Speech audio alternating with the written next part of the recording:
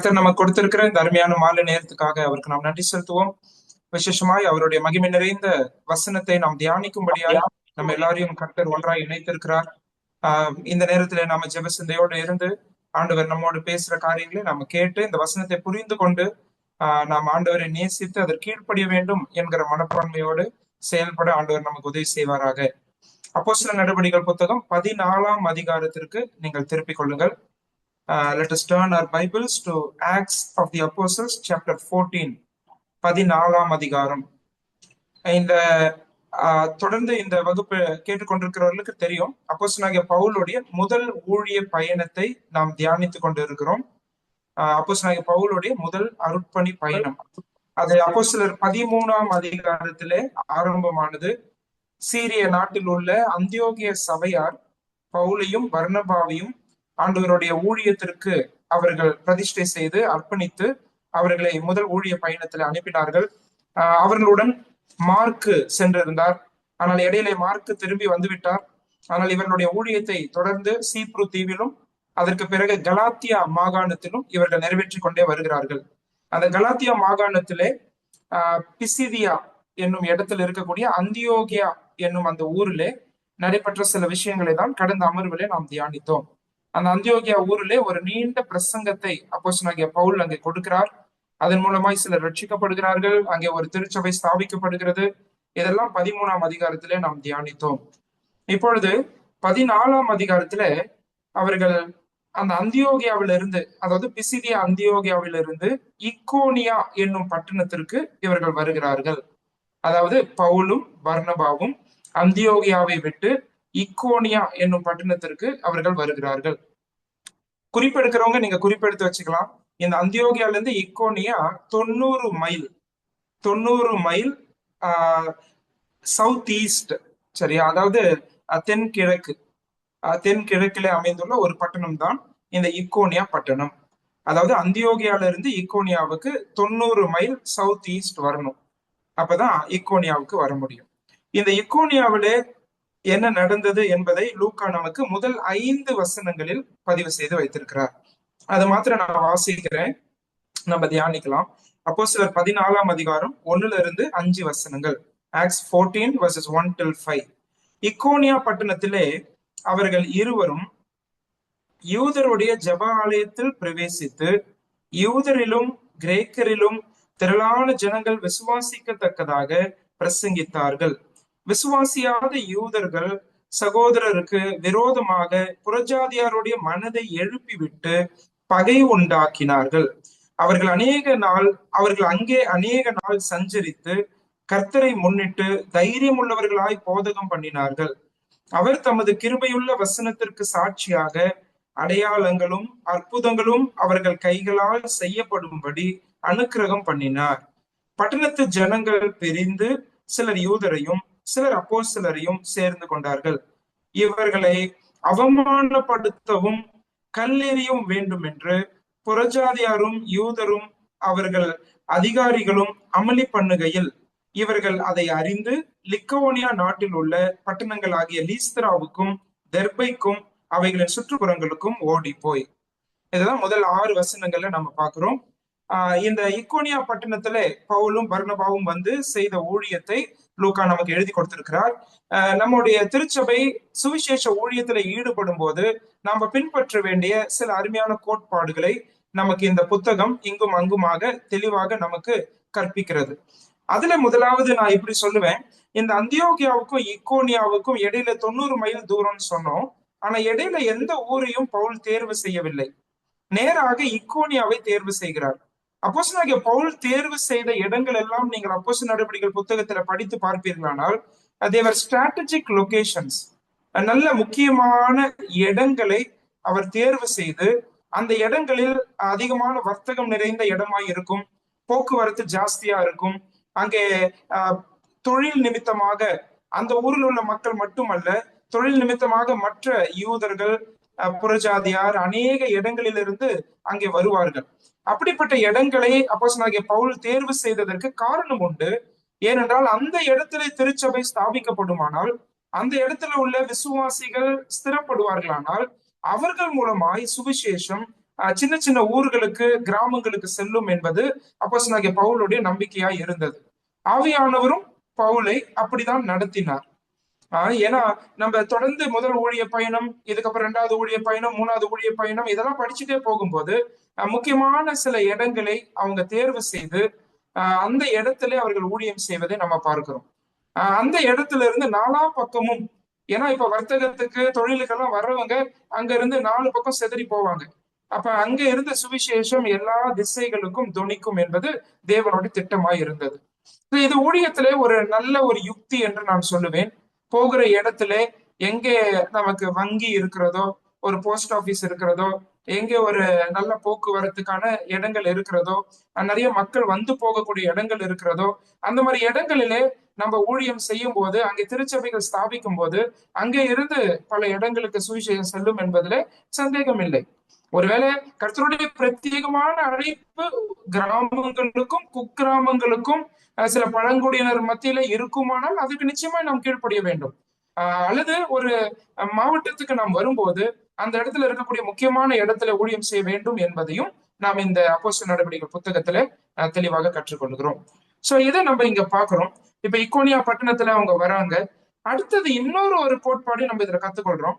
நீங்க அந்த முதல் வசனத்துல பாத்தீங்கன்னா, யூதருடைய ஜெப ஆலயத்தில் பிரவேசித்து யூதரிலும் கிரேக்கரிலும் திரளான ஜனங்கள் விசுவாசிக்கத்தக்கதாக பிரசங்கித்தார்கள். இந்த ஊர்களுக்கு போகும்போதெல்லாம் முதல்ல ஜெப ஆலயத்தை பவுல் தேர்வு செய்வதை நம்ம பல இடங்கள்ல பாக்குறோம். இதுக்கு முன்னாடி அந்தியோகியாவில நம்ம அப்படி பார்த்தோம். இப்பயும் இக்கோனியாவில நம்ம அப்படி பாக்குறோம். இது ஏன் நம்ம எல்லாருக்குமே நல்லா தெரியும் இல்லையா? நம்ம சுவிசேஷம் அறிவிக்கும் போது, மற்றவர்களோடு பேசும்போது நம்ம we go from the known to the unknown இல்லையா?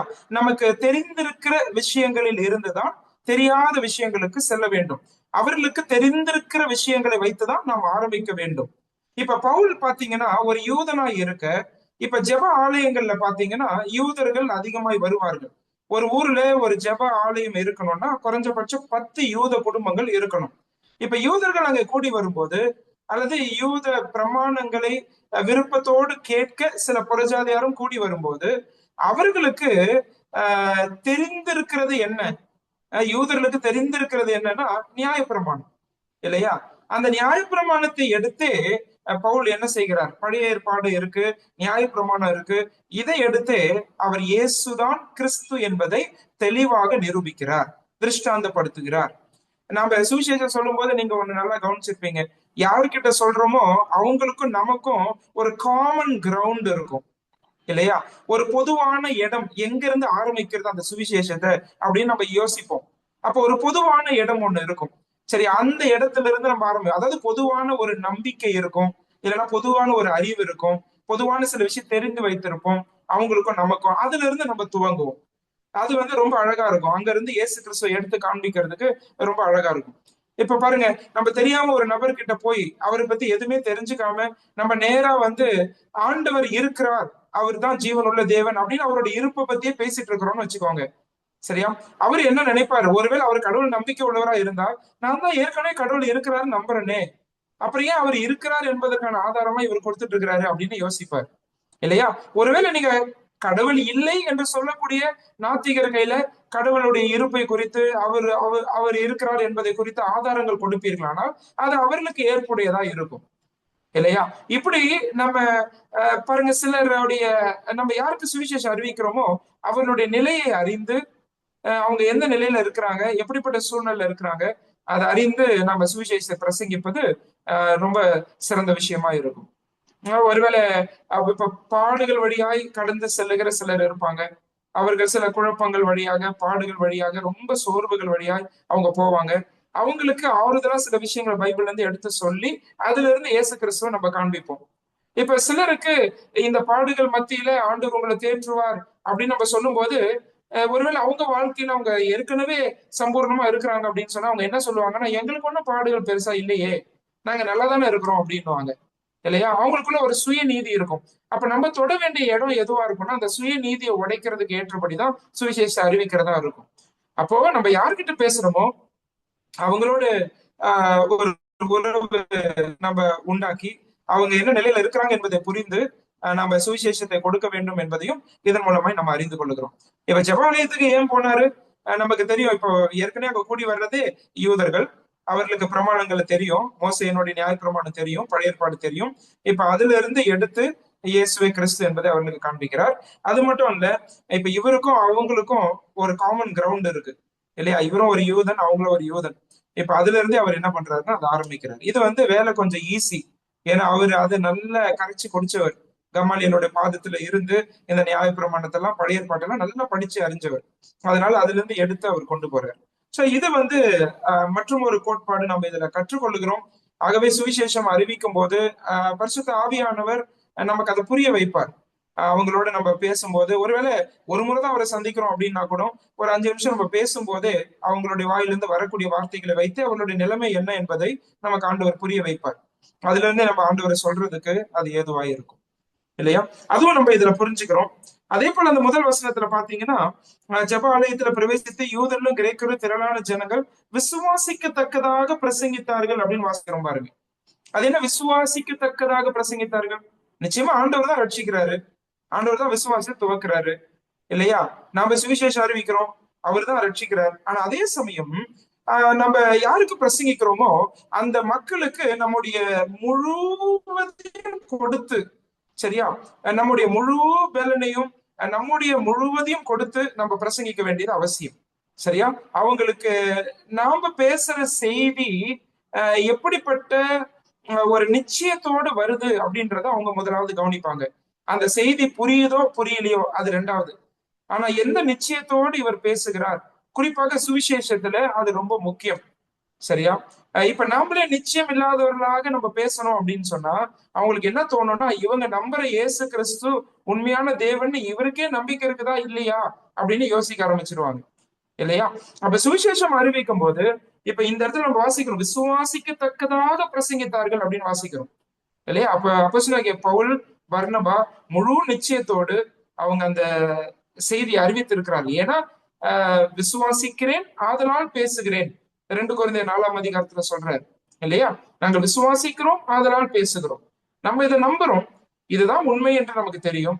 அந்த உண்மையை நம்ம அறிவிக்க முழு நிச்சயத்தோடு நம்ம அதை அறிவிப்பது மிகவும் அவசியமா இருக்கிறது. இதெல்லாம் நம்ம இந்த இக்கோனியா பட்டணத்துல இவங்க நிறைவேற்றின ஊழியத்துல இருந்து கற்றுக்கொள்ளுகிறோம். அதே போல 2வது வசனத்தை நம்ம தொடர்ந்து வாசிக்கலாம் பாருங்க. விசுவாசியாத யூதர்கள் சகோதரருக்கு விரோதமாக புறஜாதியாருடைய மனதை எழுப்பிவிட்டு பகை உண்டாக்குகிறார்கள். இப்ப பாடுகள் ஆரம்பிக்குது. இப்ப யூதர்கள் வராங்க, யூதர்கள் புறஜாதியாரை எழுப்பி விட்டு அவங்களை கிளப்பி விட்டு பகை உண்டாக்குறாங்க. இப்ப அடுத்த வசனத்துல வாசிக்கிறோம், அவர்கள் அங்கே அநேக நாள் சஞ்சரித்து கர்த்தரை முன்னிட்டு தைரியம் உள்ளவர்களாய் போதகம் பண்ணினார்கள் இல்லையா? இதுவும் நம்மள ரொம்ப சிந்திக்க வைக்குது. ஏன்னா 2வது வசனத்துல ஒரு எதிர்ப்பு வருது, ஆனா 3வது வசனத்துல இவங்க அநேக நாள் அங்க இருந்தார்கள், தைரியம் உள்ளவர்களாய் போதகம் பண்ணினார்கள் அப்படின்னு வாசிக்கிறோம். பொதுவாக எதிர்ப்பு வரக்கூடிய இடத்த நம்ம அப்படியே விட்டுறது உண்டு, அந்த இடத்துக்கு திரும்ப நம்ம போறதில்லை பல நேரங்கள்ல. ஆனா இங்க எதிர்ப்பு வரும்போதும் சரி அவர்கள் அங்கே இருந்து தைரியமாய் பிரசங்கிக்கிறதை நம்ம இதுல பாக்குறோம் இல்லையா? அந்த இடத்தை விட்டு அவர்கள் போய்விடவில்லை. இப்போ ஆண்டவர் அவங்களுக்கு கொடுத்த எண்ணங்களின்படி அநேக நாள் அங்கே சஞ்சரித்து தைரியம் உள்ளவர்களாய் போதகம் பண்ணினார்கள். நம்முடைய போதகத்திலும் பிரசங்கத்திலும் ஆண்டவர் தான் அந்த தைரியத்தை நமக்கு கொடுத்திருக்கிறார். தேவன் நமக்கு பயமுள்ள ஆவியை கொடுக்கவில்லை, பலமும் அன்பும் தெளிந்த புத்தியும் உள்ள ஆவியை நமக்கு ஆண்டவர் தந்திருக்கிறார். அப்படிப்பட்ட பயமற்றவர்களாய் முழு தைரியத்தோடு நிச்சயத்தோடு மற்றவர்கள் விசுவாசிக்கத்தக்கதாக கொடுக்கப்படும் பிரசங்கத்திலே நிச்சயமாக விளைவுகளை நம்ம பார்க்க முடியும். இப்ப 3வது வசனத்துல மற்றும் ஒரு விஷயத்தை நம்ம பார்க்கிறோம். அதனுடைய பிற்பகுதி பாருங்க. அவர் தமது கிருபையுள்ள வசனத்திற்கு சாட்சியாக அடையாளங்களும் அற்புதங்களும் அவர்கள் கைகளால் செய்யப்படும்படி அனுக்கிரகம் பண்ணினார் இல்லையா? இதை ஏற்கனவே நம்ம டிஸ்கஸ் பண்ணிருக்கோம், உங்களுக்கு ஞாபகம் இருக்கும். ஆண்டவருடைய இந்த வெளிப்பாடு நிறைவடையாத காலத்திலே அவர் என்ன செய்தார்னா தம்முடைய வசனத்தை உறுதி செய்வதற்காக அற்புத அடையாளங்களை கர்த்தர் செய்தார் இல்லையா? எதற்காக அடையாள வரங்கள்? அந்த கேள்வி நம்ம எழுப்பணும்னா, what is the purpose of sign gifts? அதோடைய முக்கியமான காரணம் என்னன்னா வேத வசனத்தை உறுதி செய்வதற்காக. இந்த வசனம் ரொம்ப அழகா சொல்லுது பாருங்க, அவர் தமது கிருபையுள்ள வசனத்துக்கு சாட்சியாக. சரியா? எதுக்காக அடையாளங்கள் அற்புதங்கள்? அவருடைய கிருபையுள்ள வசனத்தை உறுதி செய்யும் வண்ணமாக, அதற்கு சாட்சியாக. ஏற்கனவே இதை பற்றி நம்ம படிச்சிருக்கிறோம். அப்படி படிக்கிறப்ப கூடுதலா சில வேத குறிப்புகள் உங்களுக்கு கொடுத்திருக்கிறேன். மார்க் 16:20 நான் கொடுத்திருக்கிறேன். எபிரேயர் 2 2-3 வசனங்கள் கொடுத்திருக்கிறேன். அதே போல இந்த வசனமும் அப்போஸ்தலர் 14 இது போல பல வசனங்கள் புதிய ஏற்பாட்டில் வாசிக்கும் போது அடையாள வரங்களுடைய நோக்கத்தை நாம் புரிந்து கொள்கிறோம். ஆண்டவர் அப்படிப்பட்ட அற்புதங்கள் அடையாளங்கள் எதற்காக அந்த நாட்களில் செய்திருக்கிறார் என்றால் வசனத்தை உறுதி செய்வதற்காக. இன்னைக்கும் ரொம்ப அரிதான இடங்கள், இயேசு கிறிஸ்து நாமத்தையே கேள்விப்படாத இடங்கள், சுவிசேஷம் அறிவிக்கப்பட்டிராத இடங்கள், கிறிஸ்தவர்களே இல்லாத இடங்கள், அப்படிப்பட்ட இடங்கள்ல தேவன் தம்மை வெளிப்படுத்துவதற்காக அற்புதங்களையும் அடையாளங்களையும் நிச்சயமாய் நடப்பிக்கிறார். அவர் அற்புதங்கள் அடையாளங்கள் செய்யக்கூடிய ஆண்டவர். சரியா? ஆனால் அடையாளம் வரங்கள் இந்த அப்போஸ்தலர்களுக்கு ஏன் கொடுக்கப்பட்டது என்றால், வேதம் முடிவடைவதற்கு முன்பாக அந்த வசனத்தை உறுதி செய்வதற்காக கர்த்தர் அடையாள வரங்களை கொடுத்தார். அதுதான் இதனுடைய நோக்கமா இருக்கிறது. இன்னைக்கு ஒரு மனிதனை மேன்மைப்படுத்தி காண்பிக்க வேண்டிய அவசியம் இல்லை. இவர் சுகமளிக்கிறவர், இவர் அற்புதம் செய்கிறவர் அப்படின்னு ஒரு டைட்டில் எல்லாம் கொடுத்து நம்ம சொல்ல வேண்டிய அவசியம் இல்லை. ஆனால் தேவன் அந்தந்த இடங்களிலே தம்மை வெளிப்படுத்துவதற்கு அற்புதங்கள் அடையாளங்கள் செய்ய விரும்பினால், அவருடைய சித்தம் இருக்குமானால் அதை அவர் செய்வார். அதை செய்து ஒரு ஆத்துமாவே தனக்கு நேராக அவர் இழுத்துக் கொள்ளுகிறார். ஆனால் எந்த ஒரு மனிதனுக்கும் அந்த கிரெடிட் கிடையாது. ஆண்டவரே அதை செய்யக்கூடியவராய் இருக்கிறார். அதை நம்ம புரிஞ்சுக்கிறோம். சரி, இப்படியாக இக்கோனியாவில அற்புதங்கள் அடையாளங்கள் எல்லாம் செய்து அவருடைய வசனத்தை உறுதி செய்தார். அதோடைய விளைவாக சிலர் அப்போஸ்தலரை சேர்ந்து கொண்டார்கள் அப்படின்னு 4வது வசனத்துல வாசிக்கிறோம். சரியா? ஒரு சிலர் ஜனங்களை என்ன செஞ்சாங்க, அவங்க யூதரை சேர்ந்துக்கிட்டாங்க. அவங்களுக்கு இது பிடிக்கல, ஆண்டவரை ஏற்றுக்கொள்ளல. ஆனா சிலர் அப்போஸ்தலரை சேர்ந்து கொண்டார்கள். இப்போ பாடுகள் அதிகமாவது. ஏன்னா அவங்க என்ன செய்யறாங்க, இவங்களை அவமானப்படுத்தணும், கல்லெறியணும் அப்படின்னு முடிவு பண்ணும்போது அந்த இடத்தை விட்டு இப்ப பவுலும் பர்னபாவும் எங்க வராங்க? 6வது வசனத்துல வாசிக்கிறோம். லிக்கவோனியா நாட்டில் உள்ள பட்டணங்களாகிய லீஸ்திராவுக்கும் தெர்பைக்கும் அவைகளின் சுற்றுப்புறங்களுக்கும் ஓடி போய் லீஸ்திரா என்னும் ஊருக்கு வராங்க. சோ இக்கோனியால நடந்த ஊழியம் இதுதான். இக்கோனியா கலாத்தியா மாகாணத்துல இருக்கக்கூடிய ஒரு இடம். இக்கோனியா என்னும் அந்த இடத்துல அப்போஸ்தலனாகிய பவுல் பர்னபாவும் ஊழியம் செய்யும் போது அங்க சில விஷயங்களை நம்ம கத்துக்கிறோம். சில முக்கியமான இடங்களை தேர்வு செய்து சுவிசேஷம் அறிவிக்கப்பட்டிராத முக்கியமான இடங்கள். இன்னைக்கும் நம்ம அதை செய்யலாம். பாருங்க, ஒரு ஊழியத்துக்கு போகும்போதுதான் இதை கத்துக்கணும்னு கிடையாது. ஒரு படிப்பு தேர்வு செய்யறோம், ஒரு வேலை தேர்வு செய்யறோம், அந்த நேரத்துல கூட நம்ம பிள்ளைகளை எப்படி உற்சாகப்படுத்தலாம்னா, இல்லாத இடங்கள், சுவிசேஷம் ரொம்ப என்ன சொல்றது குறைவாய் அறிவிக்கப்படுகிற இடங்கள், அந்த மாதிரி இடத்துல தேர்வு செய்யுங்க படிப்பை. அந்த மாதிரி இடத்துல நீங்க வேலையை தேர்வு செய்யுங்க. ஏன்னா அங்க நீங்க சாட்சியா வாழ்றது மூலமா ஆண்டவர் பல பேரை ரட்சிக்க முடியும். சோ இது எல்லா விதத்திலும் விசுவாசிகள் யோசிக்கணும். வெறும் ஊழியர்களுக்கான கோட்பாடுகள் மட்டும் கிடையாது. இதுக்கும் எங்களுக்கும் சம்மந்தம் இல்லை அப்படின்னு யாரும் சொல்ல முடியாது. சரியா? நம்ம அப்படி பெரும்பாலும் யோசிக்கிறது இல்லை. எங்க நல்ல படிப்பு கிடைக்குமோ, ஒரு எஜுகேஷனல் ஹப்பா இருக்கும், அங்கதான் நிறைய மக்கள் இருப்போம். சரியா? ஏன்னா அங்க நிறைய சென்டர்ஸ் இருக்கும், நிறைய இன்ஸ்டிடியூட்ஸ் இருக்கும், அங்கதான் படிப்போம். ஆனா தூரத்துல போய் இந்த நோக்கத்தோடு நம்ம படிப்பு தேர்வு செய்கிறது, வேலையை தேர்வு செய்கிறது ரொம்ப அரிது. ஆனா அது செய்தா ரொம்ப நல்லா இருக்கும். ஏன்னா சில இடங்கள்ல இந்திய தேசத்திலேயே நம்முடைய சகோதர சபைகளே நீங்க பார்க்கும்போது வேலையோடு கூட அப்படி சென்றவர்கள் வீட்டில சபை கூடி வருகிறதை நம்ம பார்க்க முடியும். வேலையோடு கூட சென்றவர்கள் சபை ஸ்தாபித்து இருக்கிறார்கள். ஆரம்ப நாட்களுடைய அந்த முதல் கட்ட ஊழியங்கள் நடக்கும்போது அநேகர் வேலையோடு சபைகளை ஸ்தாபித்தவர்கள் இருக்கிறார். ஏன்னா அவங்க அப்படிப்பட்ட இடங்களுக்கு டிரான்ஸ்பர் ஆகி போனாங்க, அல்லது அவங்க தேர்வு செய்து போனாங்க, அந்த இடத்தையே அவருடைய பணித்தளமா மாத்திக்கிட்டாங்க.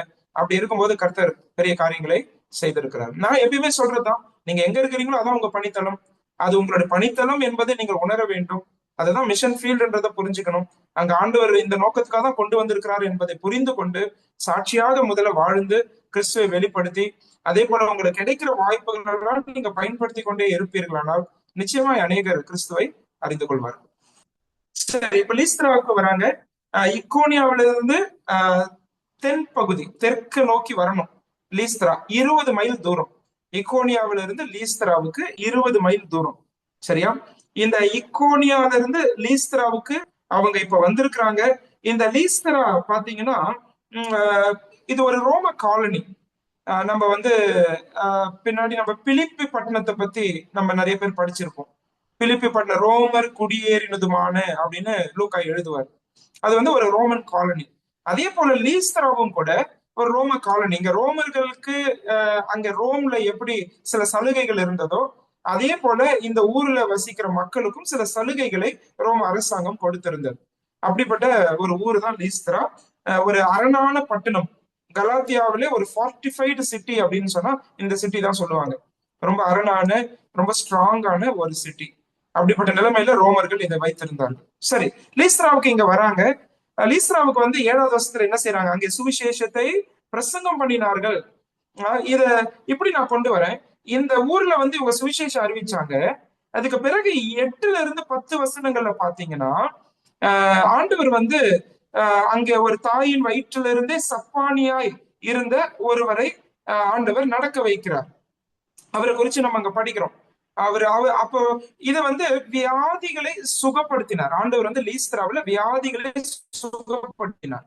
சரி, அதுக்கு பிறகு பாத்தீங்கன்னா நீங்க 11ல இருந்து அப்படியே கீழே படிச்சுக்கிட்டே போனீங்கன்னா இந்த மக்களுடைய சில மூட நம்பிக்கைகள், இவர்களுடைய அறியாமைகள், இவர்களுடைய அர்த்தமற்ற ஐதீகங்கள், பாரம்பரியங்கள், இப்படிப்பட்ட விஷயங்களையும் கர்த்தர் மாற்றி தம்மை அவர் வெளிப்படுத்துகிறார் என்பதை இந்த அதிகாரத்துல நம்ம பார்க்க முடியும். அதை நான் எப்படி சொல்றேன், சுவிசேஷத்தை கர்த்தர் பயன்படுத்தி சில அரண்களை ஆண்டவர் நிர்மூலமாக்கின இடம்தான் லீஸ்திரா பட்டணம். எப்படிப்பட்ட அரண்களை தேவன் நிர்மூலமாக்கினார் என்றால், வியாதி என்னும் அரணை நிர்மூலமாக்கினார். சரியா, அது மூலமா அநேகர் கிறிஸ்துவுக்குள்ள வர முடியாம இருந்துச்சு. இப்ப ஆண்டவர் வந்து வியாதிகளை சுகப்படுத்துறவர்ன்றதை அங்க காமிச்சாரு. அதே போல அவருடைய அறியாமை என்னும் அரணை தேவன் நிர்மூலமாக்கினார்.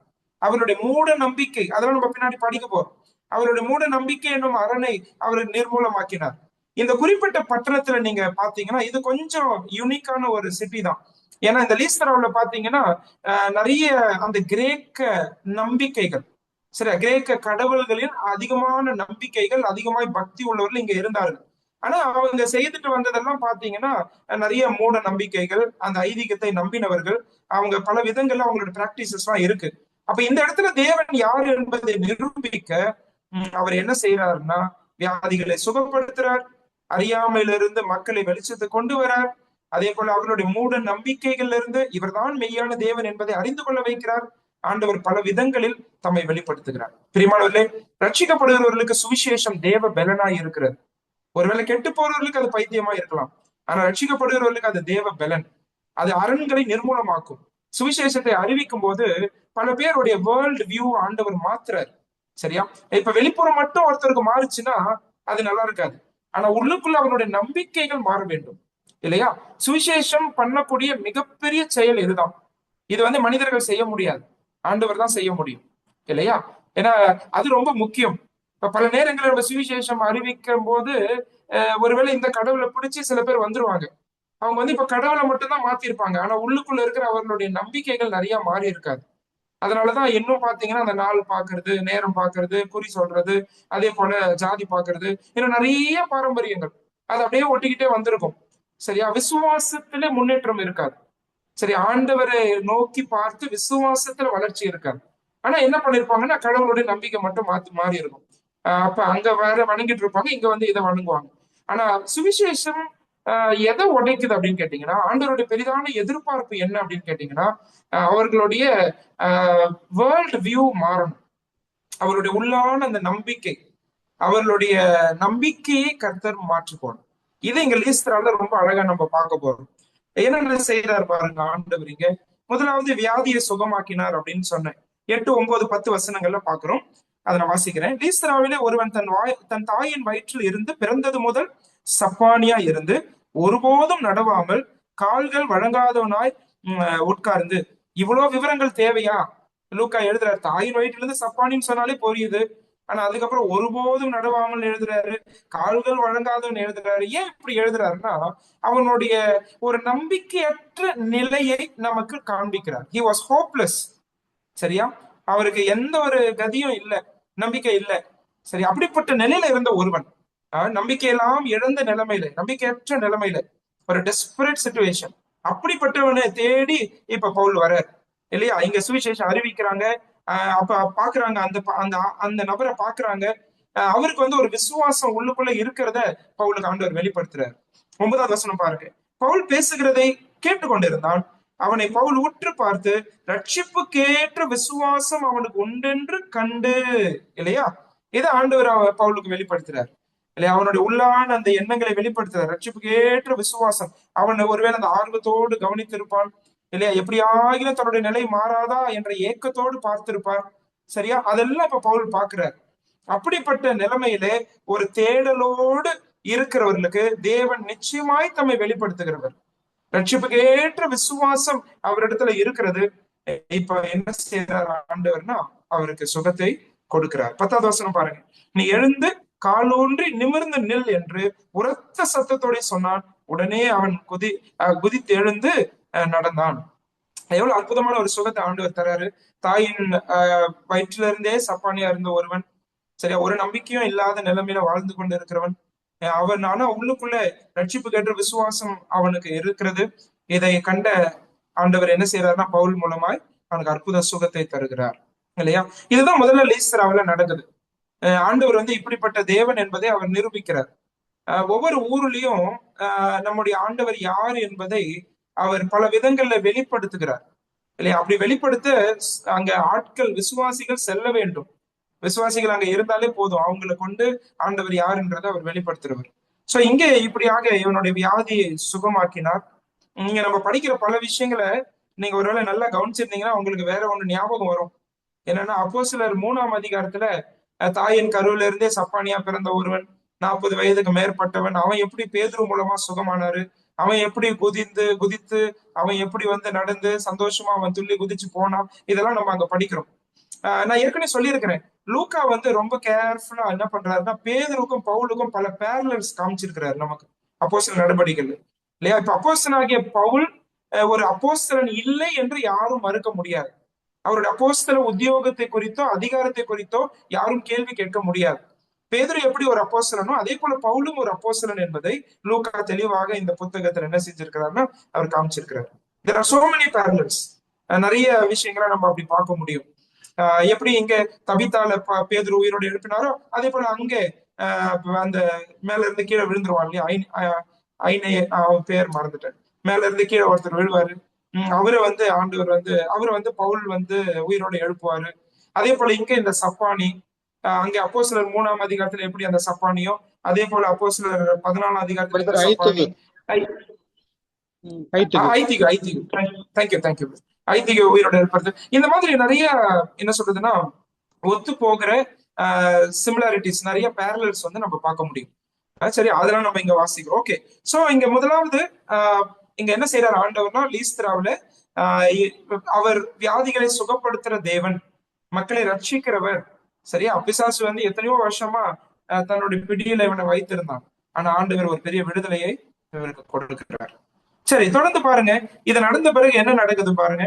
11வது வசனத்துல இருந்து பாருங்க. பவுல் செய்ததை ஜனங்கள் கண்டு தேவர்கள் மனுஷ ரூபம் எடுத்து நம்மிடத்தில் இறங்கி வந்திருக்கிறார்கள் என்று லிக்கவோனியா பாஷையிலே சத்தமிட்டு சொல்லி பர்னபாவை யூபித்தர் என்றும் பவுல் பிரசங்கத்தை நடத்தினவன் ஆனபடியால் அவனை மெர்க்குரி என்றும் சொன்னார்கள்.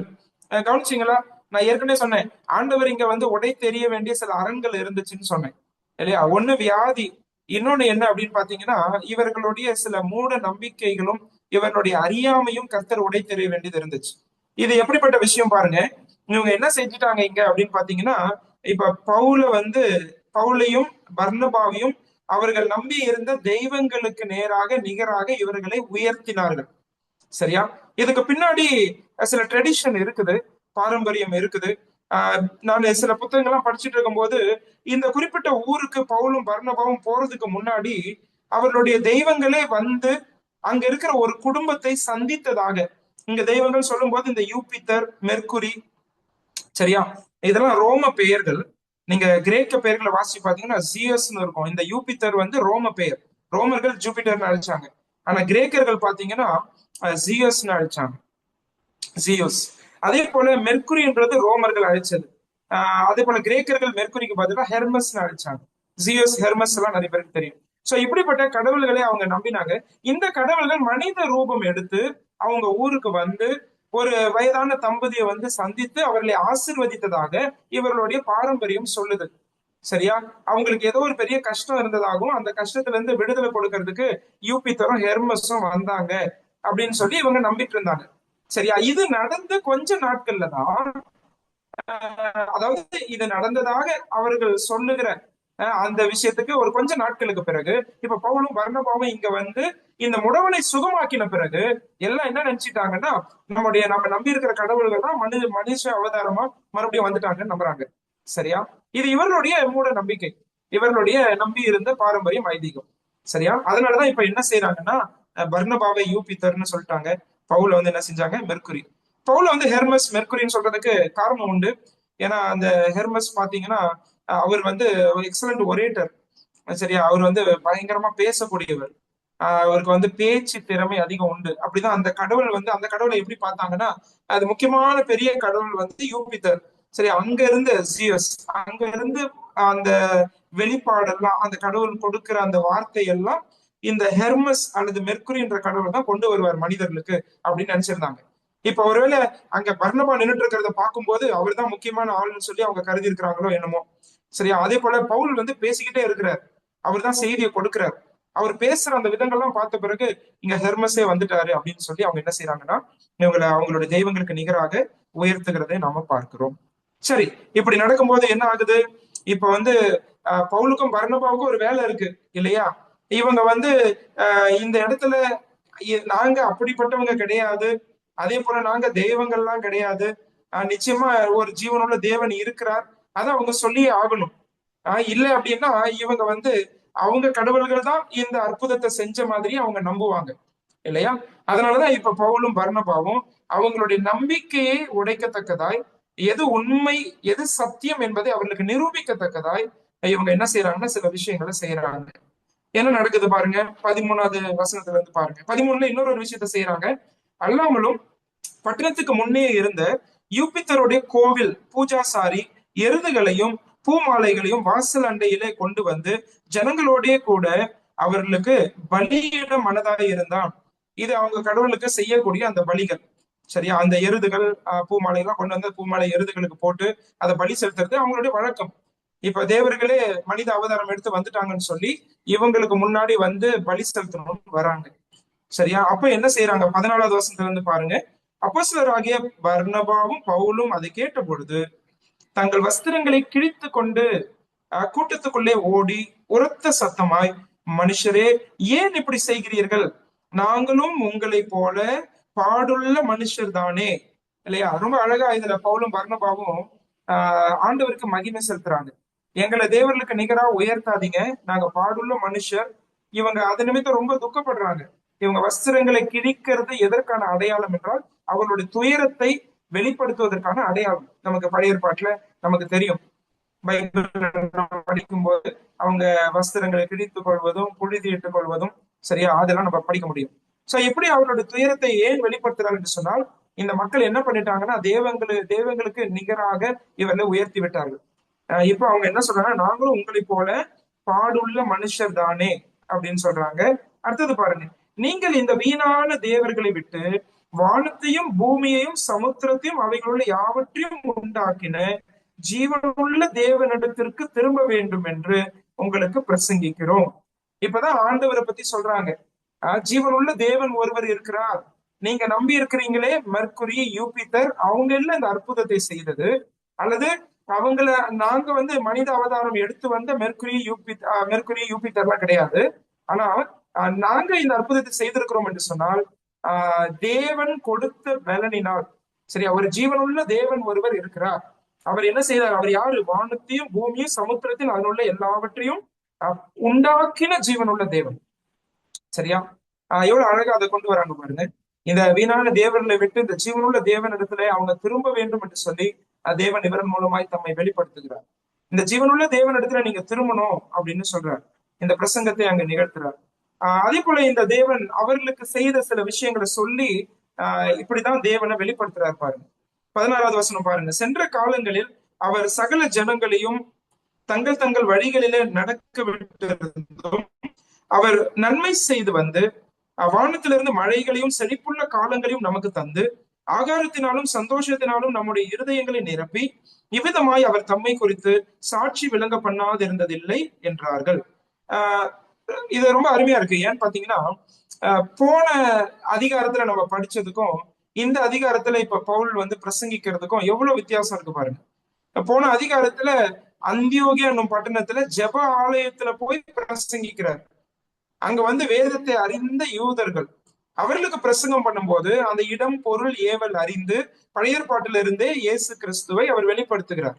ஆனா இங்க இந்த அதாவது இந்த லீஸ்திரா ஊருக்கு வரும்போது இங்க ஜெப ஆலயமே இல்ல. அதை நீங்க கவனிச்சிருப்பீங்க இல்லையா? இங்க ஜெப ஆலயம் இருக்கிறதா நம்ம பார்க்க முடியல. இதுக்கு முன்னாடி இக்கோனியால இருந்துச்சு, அந்தியோகியால இருந்துச்சு, ஆனா இங்க இல்ல. இப்ப இவர் பேசிட்டு இருக்கிறவங்களும் யாரு அப்படின்றது நமக்கு படிக்கும் போதே புரியுது. இவர்கள் புறஜாதிகள், இவர்களுடைய நம்பிக்கைகள்லாம் அந்த கிரேக்க கடவுள்கள் மேல இருந்தது. சரி, அப்படிப்பட்டவர்கிட்ட பேசும்போது பழைய ஏற்பாடுல இருந்து எந்த வசனத்தையும் பவுல் அங்க பயன்படுத்தல இல்லையா? ஏன்னா பயன்படுத்தினாலும் இவங்களுக்கு புரியாது. அப்ப இவங்களுக்கு தேவனுடைய பொதுவான வெளிப்பாட்டில் இருந்துதான் தேவனை காண்பிக்கிறார் இல்லையா? He reveals God from the general revelation. He does not use any Old Testament passage. இல்லையா? அந்த பொதுவான வெளிப்பாடு. ஆண்டவர் எப்படிப்பட்டவர் அப்படின்னு கேட்டா அவர் தான் படைப்பாளர் என்பதை காண்பிக்கிறார். அவர் எப்படிப்பட்ட கேட்டா அவர் தான் நன்மை செய்கிறவர், மனுஷனுக்கு நன்மை செய்கிறவர். அவர் தான் மழை கொடுக்கிறவரு, அவர் தான் சந்தோஷத்தை தரவரு, அவர் தான் ஆகாரம் கொடுக்கிறவரு இல்லையா? இப்படி பல விதத்துல இந்த தேவன் தான் உங்களை போஷித்து வராரு, உங்களை நடத்தி வராரு, உங்களை பாதுகாத்து வராரு, உங்களுடைய தேவைகள்லாம் சந்திக்கிறாரு, உங்களுக்கு நன்மை செய்யறாரு. இவர் வேற யாரும் இல்ல, நாங்க ஆராதிக்கிற இந்த ஜீவனுள்ள தேவன் என்பதை அவர் வெளிப்படுத்துகிறார் இல்லையா? நமக்கு ரோமர் 1ஆம் அதிகாரம் ஞாபகம் வருது இல்லையா? காணப்படுகிறவர்களாகிய ஆண்டவருடைய அந்த படைப்பெல்லாம் சொல்றாரு இல்லையா? அதெல்லாம் காணப்படாத தேவனுடைய நித்திய வல்லமை, தெய்வத்துவம் இதெல்லாம் வெளிப்படுத்துது அப்படின்னு சொல்லி அங்க ரோமர்ல சொல்லுவார். ரோமர் 1ஆம் அதிகாரத்தினுடைய 20வது வசனத்துல அதை சொல்லுவார். ரோமர் 1ஆம் அதிகாரம் 20வது வசனத்துல எப்படி என்றால், காணப்படாதவைகளாகி அவருடைய நித்திய வல்லமை, தெய்வத்துவம் என்பவைகள் உண்டாக்கப்பட்டு இருக்கிறவைகளினாலே உலகம் உண்டானது முதற்கொண்டு தெளிவாய் காணப்படும், அதனால் அவர்கள் போக்கு சொல்ல இடமில்லை. பாருங்க, ஆண்டவருடைய படைப்புகள் ஆண்டவரை வெளிப்படுத்துகிறார். சங்கீதம் 19ல முதல் சில வசனங்கள் வாசிக்கும் போது நம்ம அதை தெளிவா புரிஞ்சுக்க முடியும்.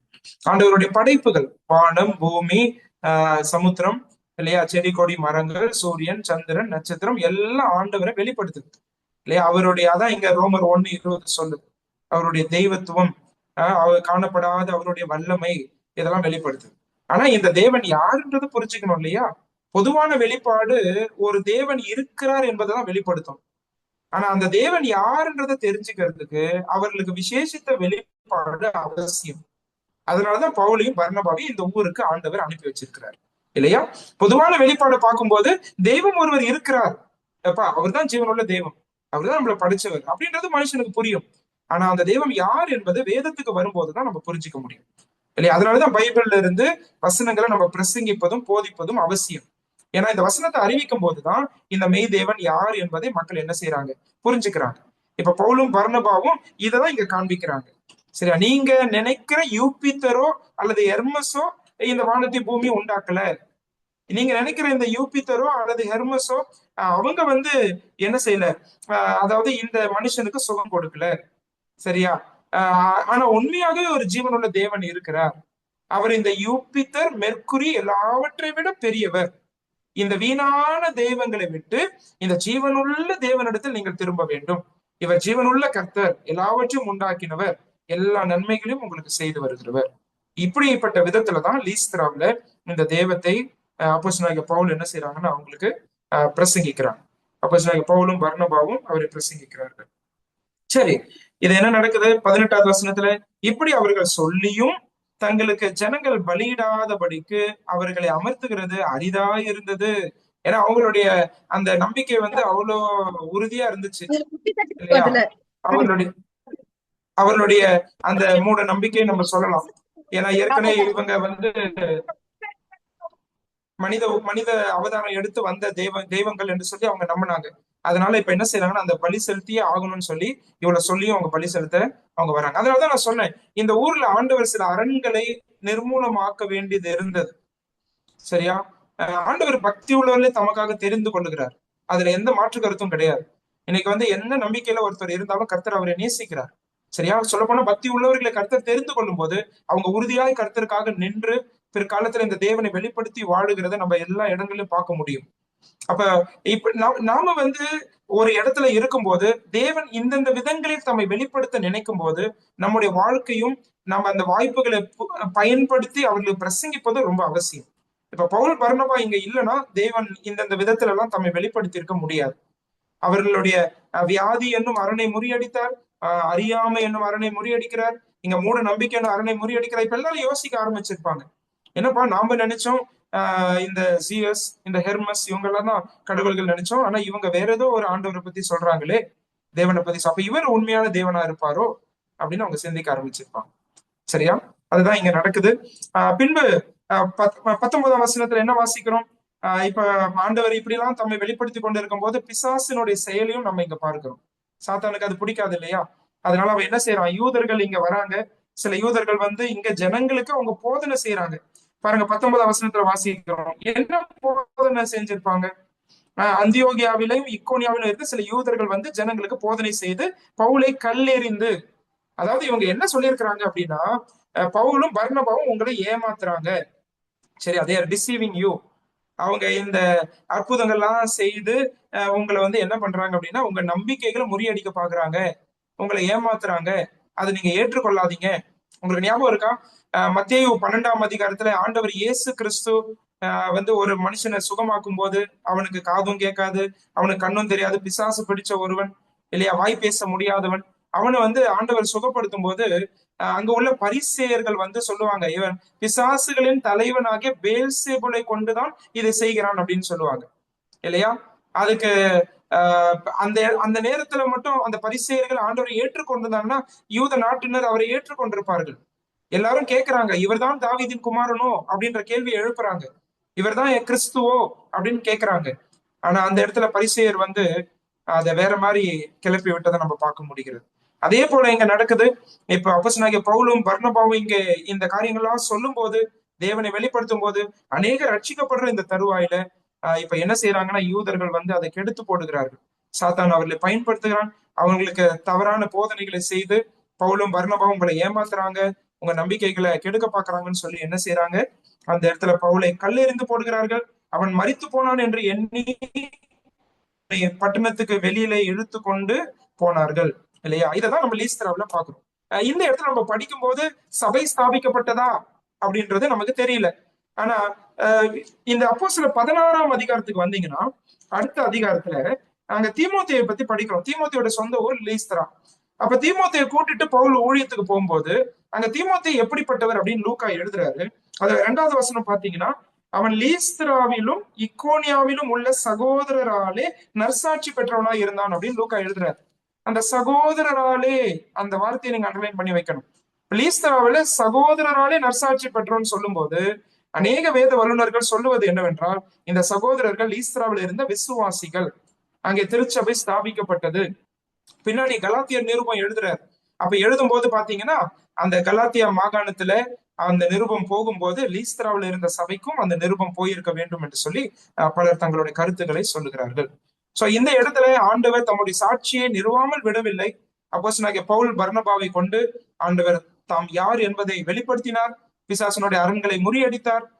ஆண்டவர் வந்து சிலரை ரட்சித்து தம்முடைய சபையை அந்த இடத்துல அவர் ஸ்தாபிக்கிறார். சோ இதெல்லாம் வந்து லீஸ்திராவில் நடக்கிற விஷயம். இப்ப பவுல கல்லெறிஞ்சு போடுறாங்க, செத்து போயிட்டான்னு நினைச்சு அவனை பட்டணத்துக்கு வெளியில இழுத்துட்டு போயிடுறாங்க. ஆனா என்ன நடக்குது? 20வது வசனம் வாசிக்கிறோம். சீஷர்கள் அவனை சூழ்ந்து நிற்கையில் அவன் எழுந்து பட்டணத்திற்குள் பிரவேசித்தான். ஆண்டவர் கொடுக்கிற அந்த துணிவு, அந்த தைரியம் எவ்வளவு அதிகமா இருக்கிறது இல்லையா? கல்லெறிந்து போடுற பட்டணத்துக்குள்ள மறுபடியும் போறாரு. ஆண்டவர் ஒரு அற்புதத்தை செய்யறாரு. இந்த சூழ்நிலையில பவுல் எழுந்து நிற்கிறார். இதுக்கு பிறகு பவுல் வந்து இந்த ஊரை விட்டுட்டு வேற ஊருக்கு போயிடலாம்னு போகாம அந்த ஊருக்குள்ளேயே போய் மறுபடியும் அவர் என்ன செய்யறாருன்னு அவங்களுக்கு பிரசங்கிக்கிறத நம்ம பாக்குறோம். சரி, அங்க போய் இந்த காரியங்கள்லாம் ஒருவேளை தன்னை காண்பித்திருப்பார். இது மூலமா இன்னும் அவர்களுடைய நம்பிக்கை, ஆண்டவர் மேல உள்ள விசுவாசம் இன்னும் உறுதிப்பட்டிருக்கும். ஏற்கனவே வந்து அந்த பிறவி சப்பானி சுகமானதுலயே நிறைய பேர் இந்த ஆண்டவரை நம்ப ஆரம்பிச்சுட்டாங்க. இப்ப பவுல் இங்க கல்லெறியப்பட்டு அங்க கொண்டு போய் அந்த பட்டணத்துக்கு வெளியில அவனை போட்டாங்க. இப்ப அவர் எழுந்து வந்திருக்கும் போது கர்த்தர் இவரை சுகப்படுத்தினதை பார்க்கும்போது இன்னும் கொஞ்சம் அதிகமா அவருடைய விசுவாசம் அங்க உறுதி செய்யப்பட்டிருக்கும். அதனாலதான் பவுல் அங்க போறார். அது அங்க சீஷர்களுக்கு அவர் காண்பிக்கிறார். அங்க சீஷர்கள்னு வாசிக்கிறோம் இல்லையா? அதையும் நம்ம கவனிக்கணும். அங்க உள்ளவர்கள் ரட்சிக்கப்பட்ட ஒரு கூட்டத்தார் அங்க இருந்திருக்கிறாரு. அவங்க எல்லாம் அங்க பாக்குறாங்க. அதை காமிச்சு அதுக்கு பிறகு அப்பதான் வாசிக்கிறோம், மறுநாளில் பர்னபாவுடனே தெர்பைக்கு புறப்பட்டு போனார். இதான் லீஸ்திராவில் நடந்த சம்பவம்.